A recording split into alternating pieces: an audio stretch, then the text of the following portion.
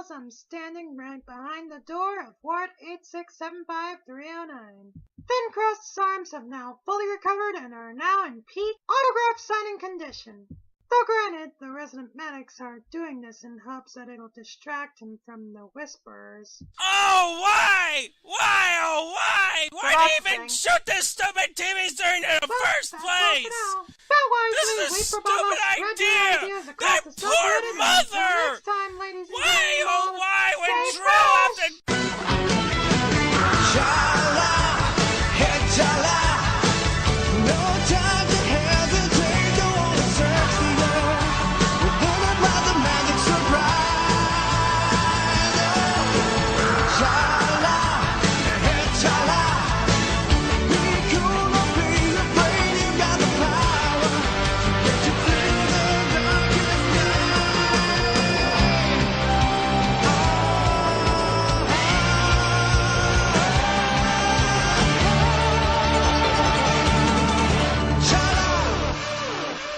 That's the best sounding elevator music I ever heard. Yeah, we've talked before about how Johnny Test fails as a concept. Now we get to see it fail at parody! There have been plenty of these corporate horror stories centered around the life and legacy of Dr. Seuss. The actors may change, but the story remains the same. Some corporate boogeyman upstairs wants to make money with minimal effort, so he bases a movie on whatever Dr. Seuss book hasn't been adapted yet.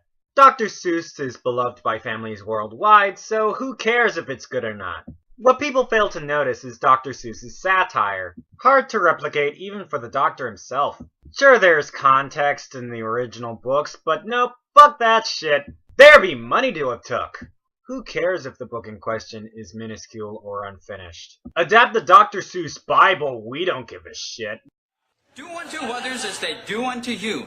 That includes you, young Timothy Foo. They cram the bastardized movie onto your face with loads of advertising, so you have no choice but to see the fucking thing just to get the corporation cramming it down your throat to shut the fuck up! And tonight's target happens to be the third worst thing to happen to Dr. Seuss's star player, the Cat in the Hat, next to the live-action movie and the presence of Dakota Fanning in said movie. Tying the tales of Dr. Seuss to a film franchise with vampires that can basically be summed up with this clip. I'm a blood-sucking fiend. Look at my outfit.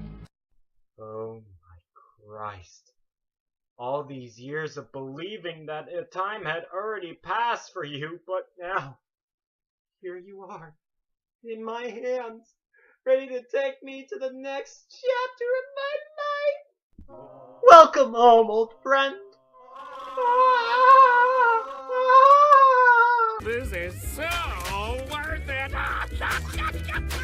Ladies and gentlemen of the mob, time to riot loose with a Fandom Arson of Johnny Test episode. Who the fuck cares? I get to make fun of Twilight, so behave. Belts up, gang. It's gonna be a bumpy ride.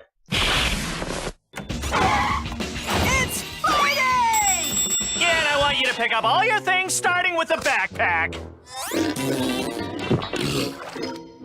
Well, that didn't take long. Establishing characters before they're tossed into the conflict? Ha! These assholes are higher than that. Johnny escapes to his room and finds that his room has been redecorated for the selfish desires of, you guessed it, Susan and Mary Test. Sleepover! So what does that have to do with us? 'Cause Johnny's gonna ask Gil next door to sleep over, and he'll say, "Sure, Johnny brah."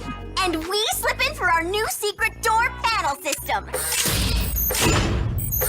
And kiss him like Princess Charming's kissing Sleeping Beauty, dude. See, what the Test sisters are trying to do is the invocation of polygamy, which Stephanie Meyer attempted to have Edward and Jacob do with Isabella Swan. Bella's marriage to Edward and the subsequent birth of Renesmee signals Meyer's realization that polygamy is frowned upon in most countries. Holy shnikey. Is this true, Deputy Wonka? She's sick! And you actually like it? Every waking moment, yes! Johnny asks for a mess cleaning vehicle to resolve his major conflict and agrees to invite Jill over to the sleepover. Hey, Johnny, what can I do? You want to sleep over at my house tonight? I've got arcade games and a robot band. Oh, sorry, Johnny, bro, but I'm not really into that stuff. Well, what are you into? Onions. I like onions. And yes, this is in fact Gil. This grade A retard with the IQ of a dick joke. Or 64 twihards.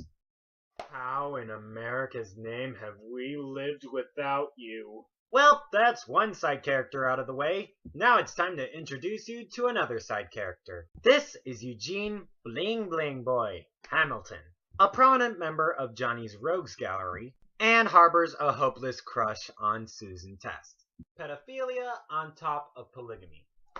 It's like they were asking Stephanie to write for the show. He wants in on the sleepover as well, despite having a strict curfew which disallows him from sleepovers. So he commissioned a clone of himself to ensure that he goes anyway. Like you do. Bling Bling pays Johnny for his self-invitation, and it is here that we meet the last recurring character of the night. A sleepover? That sounds like earthly fun, Johnny. This is Jillian. She's an alien princess from the planet Vigandon. First debuting in the episode Johnny Test in Outer Space, her father's a ripoff of Dark Helmet, and I'm not going into further detail than that because the cast of Johnny Test is so convoluted it may as well need its own episode. The Test twins reluctantly agreed to let Jillian in on the condition that she lays off Gil. Quality writers writing quality female characters, folks. Tinkleberg. We cut to 8 p.m. sharp where Mr. Test has cleaned up the living room to its sparkliest possible before requesting that Johnny keep it down. A relatively easy feat for Johnny alone, but for guest after guest after guest? Can't do that. No sleepover! Oh, please, Daddy, we love you. And remember, our college is free. Now that's what I call a shallow character. To be fair, this episode is desperately trying to be its own thing. Just your average one-of-the-mill sleepover episode. Had this been one of Scott Fellows' live-action shows, that would have been the case. But this is an animated show where elaborate laboratories and animatronic boy bands can be drawn up without even trying. Where have I seen this before? Well, bring it on! The Bling Blinks continue to fight as Jillian laments being holed up in the lab in an effort by the Test sisters to keep her away from Gil. I hate to say it to the fans of Johnny Test, almost as much as I hate to say to the fans of Drawn Together that Drawn Together fucking sucks, but Gil belongs with Jillian a lot more than you. At least the big dope notices her, unlike some dirty whores I know.